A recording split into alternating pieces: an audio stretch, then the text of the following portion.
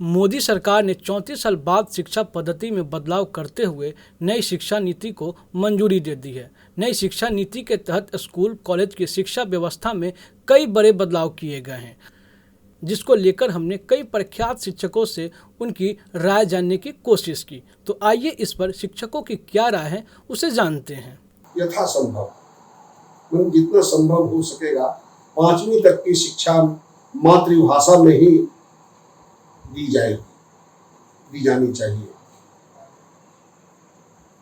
स्वागत योग्य है, इससे किसी को आपत्ति नहीं होगी, क्योंकि जो कम उम्र के बच्चे होते हैं, विशेषकर जो 5वीं का छात्र होते हैं, उनका जो मस्तिष्क होता है, उसकी जो बनावट होती है, जो बाद में विज्ञान कहता है कि मातृभाषा जो उनकी अपनी मातृभाषा होती है,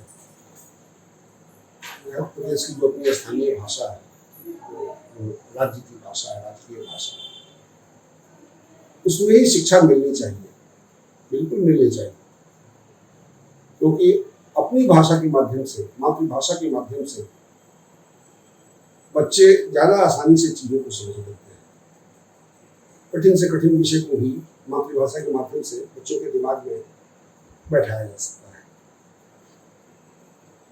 कोई भी विदेशी भाषा, अंग्रेजी या कोई भी दूसरी भाषा जो मातृभाषा नहीं है, उसमें दिक्कत होती है। व्यवहारिक दिक्कत यह होती है कि मातृभाषा और जो भाषा जैसे अंग्रेजी, तो बच्चे पहले मातृभाषा में उसको अनुदित करते हैं और तो फिर अंग्रेजी में जो है उसको समझने की कोशिश करते हैं। बहुत सारे स्कूलों में होता है, ये व्यवहारिक दिक्कत है।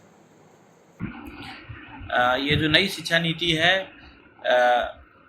इसमें जो स्कूली व्यवस्था है उसके अंतर्गत जो 5+3+3+4 की जो व्यवस्था की गई है, इसमें पहले 5 साल में प्री प्राइमरी और प्राइमरी अर्थात ग्रेड 1 और 2 के लिए शिक्षा का प्रावधान किया गया है। ये पूर्ण व्यवस्था जो है वो 3 से 18 साल के बच्चों को ध्यान में रख के किया गया है। इस व्यवस्था के अंतर्गत उद्देश्य यह है कि 3 से 8 साल तक के जो बच्चे हैं, जो प्राथमिक शिक्षा लेने वाले हैं, उस वर्ग के सारे बच्चों को फाउंडेशनल लिटरेसी हर हाल में हो जाए, उनके पास साक्षरता उनको मिल जाए। उसके बाद पहली और दूसरी कक्षा के बाद जो लेटर प्राइमरी है वो तीसरी, चौथी और 5वीं के लिए है। उस बीच में बच्चों को एक चॉइस भी दिया जाएगा ग्रेड 6 से कि वो एक एडिशनल कंपलसरी क्लासिकल लैंग्वेज सीख सके। सबसे बड़ी बात है कि अब तक जो शिक्षा के मद में जीडीपी का 4.43% रकम खर्च की जाती थी, इसे बढ़ाकर 6% किया गया है। और सबसे बड़ी बात यह है कि इसमें स्किल डेवलपमेंट पर जोर दिया गया है, यानी आप रटंत विद्या की जगह अब फलंत विद्या, यानी जो फलदायी होगी, उसे शामिल किया गया है। बच्चे, आपको जैसे कि पता है कि पहले 10+2 हमारा एक एजुकेशन सिस्टम था। 10वीं पास करते थे, फिर 2 साल इंटरमीडिएट, फिर 3 साल ऑनर्स ग्रेजुएशन, फिर 2 साल पीजी, फिर एमफिल, फिर पीएचडी, जो उच्च शिक्षा प्राप्त करना चाहते थे। इसे बदलकर 5+3+3+4 कर दिया गया है। इसके विश्लेषण पर हम न जाते हैं, लेकिन जो मूल बात इसमें है ये है कि बच्चों के स्किल डेवलपमेंट पर जोर दिया गया है। बच्चे 5वीं क्लास तक मातृभाषा में पढ़ाई करेंगे, यह एक बहुत बड़ी बात है। मातृभाषाओं का विकास होना चाहिए। लोग जिस भाषा में बात करते हैं उस भाषा में ही शिक्षा सुलभ होनी चाहिए। ये एक अच्छा प्रावधान किया गया है। अब 34 सालों के बाद एक नई शिक्षा नीति से हम रूबरू हो रहे हैं। 34 साल बहुत बड़ा अंतराल होता है। 34 साल यानी हम बात कर रहे हैं राष्ट्रीय शिक्षा नीति 1986 की, जो वर्तमान में लागू है। हालांकि इसमें 1-2 बार आंशिक संशोधन किए गए हैं। और अब बात करें कि ये जो 2020 की शिक्षा नीति है, इसमें अलग क्या है। दरअसल बहुत कुछ अलग है, और इतना अलग है जिसको मैं 2 श्रेणियों में बांटकर देखना चाहूँगा। एक तो प्रशासकीय बदलाव जो हो रहे हैं, यानी एडमिनिस्ट्रेटिव चेंजेस, और दूसरा मूल बदलाव यानी कि रूट चेंजेस या कोर चेंजेस। एडमिनिस्ट्रेटिव चेंजेस की बात करें तो जैसे यूजीसी की समाप्ति, एआईसीटी ऑल इंडिया जो काउंसिल ऑफ टेक्निकल एजुकेशन है उसका अंत, NCTE national council for teacher education, इन सब की समाप्ति का उद्घोष हो चुका है।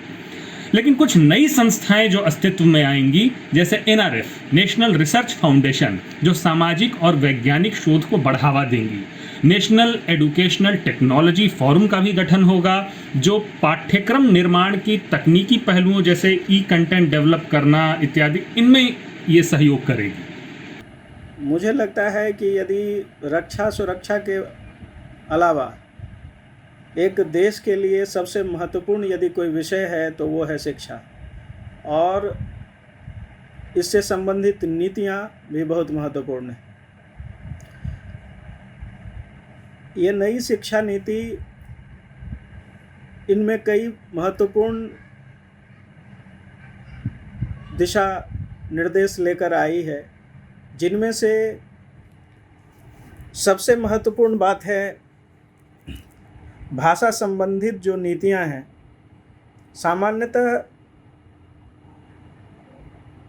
हाल के वर्षों में ये देखी गई है कि जो मातृभाषा है या जो क्लासिकी भाषा है, उन सबों को धीरे धीरे नज़रअंदाज किया जाने लगा है, जिसके कारण न सिर्फ धीरे धीरे हम अपने पुराने वाङ्मय से हटते चले जा रहे हैं, बल्कि साथ ही साथ मौलिकता खोती चली जा रही है।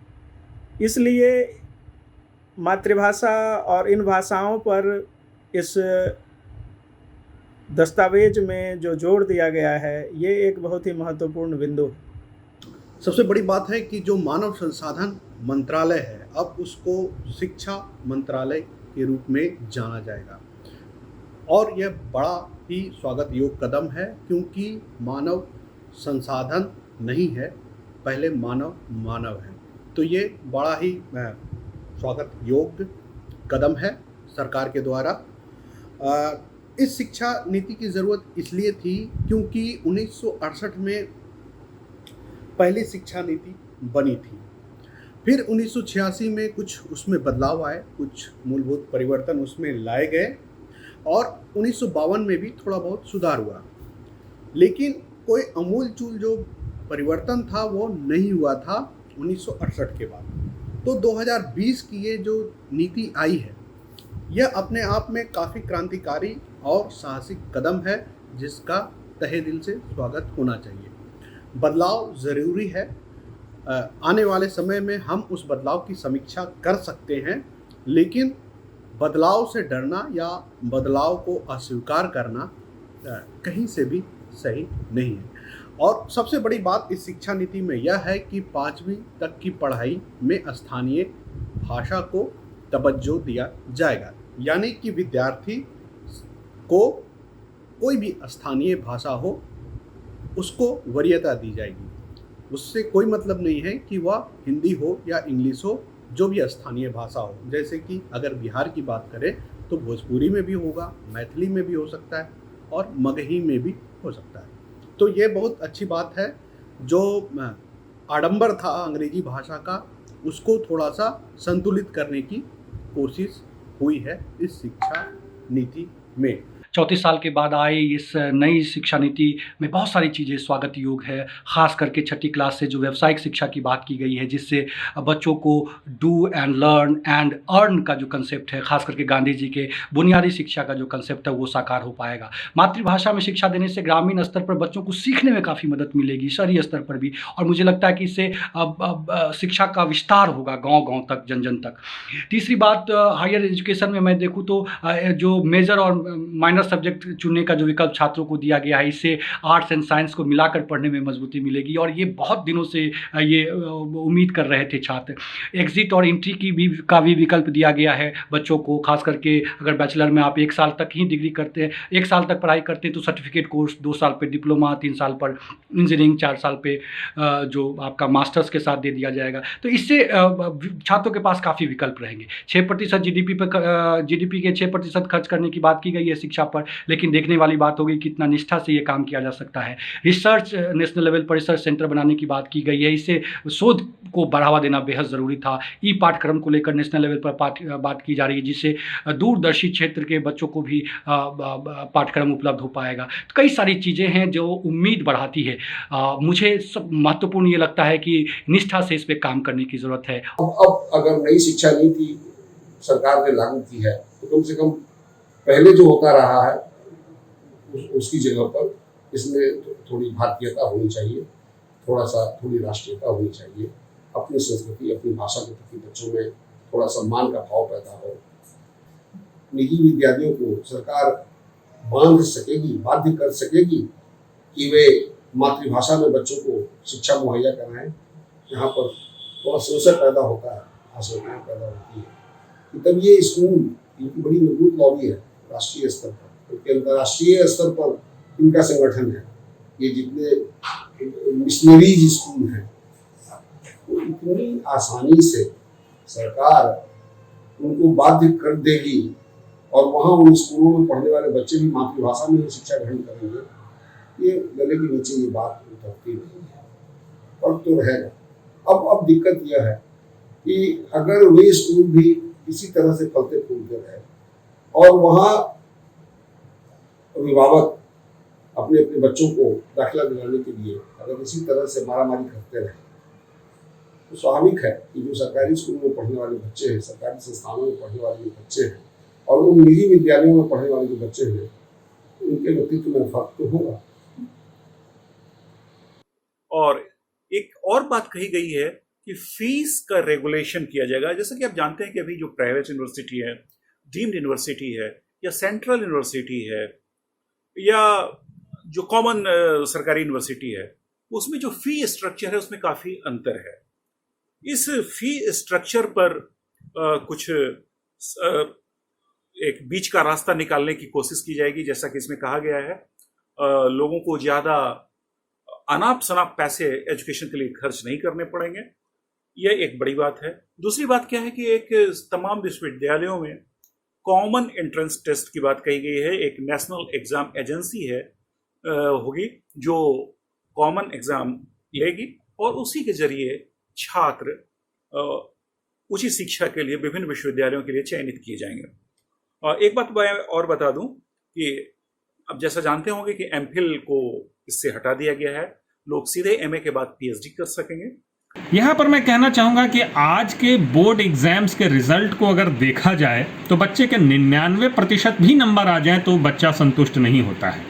99 क्या 100% तक मार्क्स आने लगे हैं और कैसे कैसे विषयों में आते हैं, हिंदी, अंग्रेजी, इतिहास, सभी तरह के विषयों में अब इतने मार्क्स आ रहे हैं।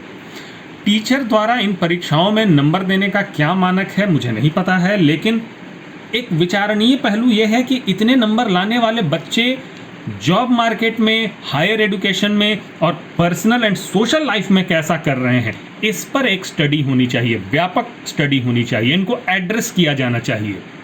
फिर एक है कि प्री स्कूल की पढ़ाई की बात कही गई, यानी अब 3 साल की उम्र से बच्चा स्कूल जाएगा, नर्सरी की पढ़ाई सरकारी स्कूलों में लागू की जाएगी। ये पॉइंट मेरे ख्याल से या मेरे विचार से डिबेटेबल है।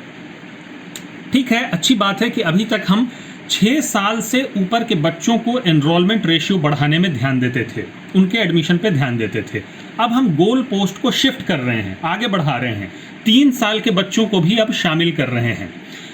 वैसे तो शहरों में प्राइवेट स्कूलों में ये सब पहले से चल रहा है, नर्सरी, एलकेजी, यूकेजी, कहीं पे किंडरगार्टन, इस नाम से ये पढ़ाई की जा रही है। लेकिन मेरा बस ये कहना है कि कहीं हम बाजारवाद से तो प्रभावित नहीं हो रहे हैं।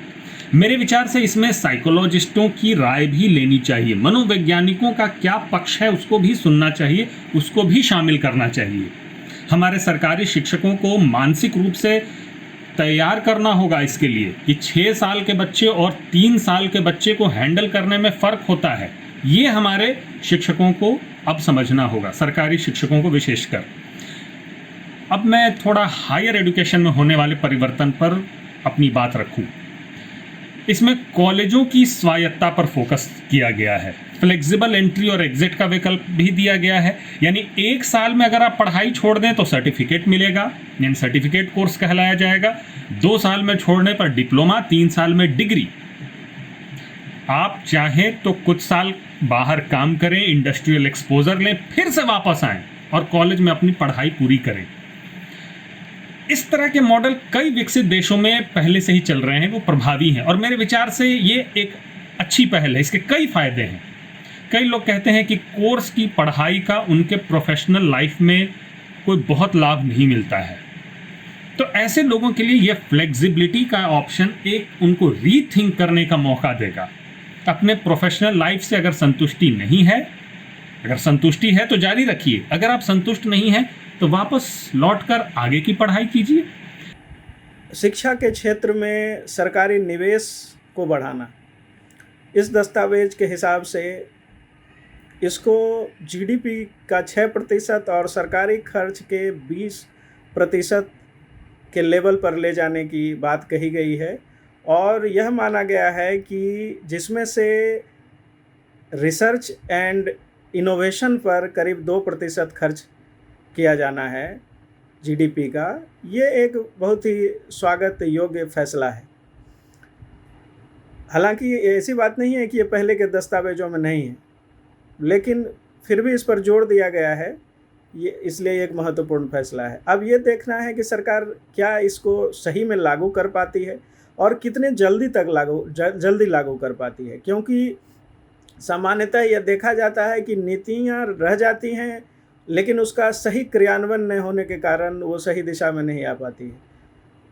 इसके अलावा कई और बिंदु हैं, जैसे कि शिक्षा को ज़्यादा समावेशी और न्याय सम्य बनाने का जो इसमें प्रयास किया गया है। ये सारे डॉक्यूमेंट में शुरू से लेकर अंत तक दिखता है कि कैसे इक्विटी और जस्टिस इससे अश्योर हो और इंक्लूसिव एजुकेशन हो। ये एक तीसरी महत्वपूर्ण बिंदु है जो इसमें दस्तावेज में दिखता है। इसके अलावा शिक्षा को ज़्यादा मल्टीडिसिप्लिनरी और होलिस्टिक बनाने का प्रयास किया गया है। कंपार्टमेंटलाइजेशन जो शिक्षा में होता रहा है उसको हटाने का प्रयास किया गया है। साथ ही साथ कई संरचनात्मक और संस्थागत सुधार की भी बात की गई है, जिसमें कि जो ट्रेडिशनल इंटरमीडिएट और एमफिल जैसे जो डिग्रीज़ है उसको ज़्यादा तवज्जो नहीं दिया गया है। साथ ही साथ कई नए नियामक और संस्थाओं का, विभिन्न संस्थाओं का गठन की बात की गई है। ये सारे बिंदु एक ढंग से अच्छा है, कुछ पुराने चीज़ों को हटाया गया है। लेकिन बस एक चिंता का विषय है जो मुझे लगता है जिस पर और बेहतर थॉट प्रोसेस दिया जाता तो अच्छा होता, और वो है समानांतरता की। मुझे लगता है कि शिक्षा एक ऐसा विषय है जिस पर सरकारी नियंत्रण होनी चाहिए और सरकार की ये जिम्मेवारी होनी चाहिए। ऑटोनॉमी के नाम पे ये private partnership, public private partnership के नाम पे, या जो विश्व के 100 बड़े यूनिवर्सिटीज़ है उसको भारत में द्वार खोलने जैसे कदमों के कारण एक शिक्षा के क्षेत्र में समानांतरता का एक खतरा है, जिसको और बेहतर यदि देखा जाता तो मुझे लगता है ये बेहतर होता। क्योंकि मुझे लगता है कि शिक्षा एक ऐसा विषय है जो संपूर्ण रूप से सरकारी क्षेत्र में रहना चाहिए, और क्षेत्रों पर हम विचार कर सकते हैं लेकिन शिक्षा हमेशा सरकारी क्षेत्र में रहना चाहिए। उसके बाद एक और बहुत अच्छी पहलू इसमें यह है कि अब विद्यार्थी जो हैं इस फ्री हैं अपने सब्जेक्ट के स्ट्रीम को चयन में और बदलाव में भी, यानी फ्लेक्सिबल होगा। ये फ्लेक्सिबल से मतलब है कि विद्यार्थी को अगर साइंस है तो साइंस के विद्यार्थी आर्ट्स में भी जा सकते हैं, और आर्ट्स जो बच्चे चुन चुके हैं या जो बच्चे आर्ट्स में पढ़ाई कर रहे हैं वह फिर साइंस में भी आ सकते हैं। यानी कि कोई दबिश नहीं होगा, उनके ऊपर बंदिश नहीं होगा, वह स्वतंत्र हैं एक स्ट्रीम से दूसरे स्ट्रीम में बदलाव को लेकर। जाहिर सी बात है, दूरगामी रूप में इसके भी परिणाम कुछ अलग आएंगे। दूरगामी रूप से चयन प्रक्रिया में भी इस तरह की जो लचीलापन है वह रवैया अपनाना पड़ेगा और वो अपनाया जाएगा। लेकिन अभी की नीति सिर्फ शिक्षा तक ही यह सीमित है। जो 10+2 की पढ़ाई है, अभी तक कई राज्यों में, बिहार में भी 10th के बाद 11th और 12th की पढ़ाई, जिसे हम ISC भी कहते हैं, ICOM भी होता है और IA भी होता है, तो कॉलेजों में भी होती थी। अब इसे पूर्णतः स्कूलों तक ही सीमित की जाएगी। इसका आशय यह है कि कई नए भवनों के निर्माण की ज़रूरत पड़ेगी। इंफ्रास्ट्रक्चर के लेवल पर काफ़ी सरकार को काम करना होगा, प्लस स्कूली लेवल पर नए शिक्षकों को भी नियुक्त करना होगा। तो ये सब कुछ पहलू हैं। उसके अलावा कई सारे आयोग, कई सारे अलग अलग संस्थानों की भी निर्माण होगी, जो कि हायर एजुकेशन यानी उच्च शिक्षा पर नज़र रखेगी, कोई स्कूली शिक्षा पर नज़र रखेगी। तो काफ़ी इसके और सारे विस्तार हैं, लेकिन कुल मिलाकर यह कहा जा सकता है कि इस शिक्षा नीति की ज़रूरत काफ़ी समय से महसूस की जा रही थी और देश अभी उथल पुथल से गुजर रहा है। ऐसे में इतना साहसिक कदम और इतना यूँ कह लें कि काफ़ी दिनों से लंबित कदम को सरकार ने अमल में लाया है, इसका स्वागत होना चाहिए। और इसके मीन मेख या इसके नकारात्मक पहलू पर अभी ध्यान ना देते हुए इसके सकारात्मक चीज़ों पर ध्यान देना चाहिए। आने वाले समय में जो चीज़ कमियां हैं वह स्वयं सामने आ जाएगी, उसमें फिर से इसका मूल्यांकन करके उसको ठीक किया जा सकता है। लेकिन बहरहाल फिलहाल के लिए तो इसका स्वागत होना ही चाहिए। तो शिक्षकों ने नई शिक्षा नीति को काफ़ी सराहनीय बताया और इसे स्वागत योग्य बताया है। लेकिन अब देखना यह होगा कि नई शिक्षा नीति कब तक इम्प्लीमेंट होती है और कितना क्रांतिकारी साबित होती है।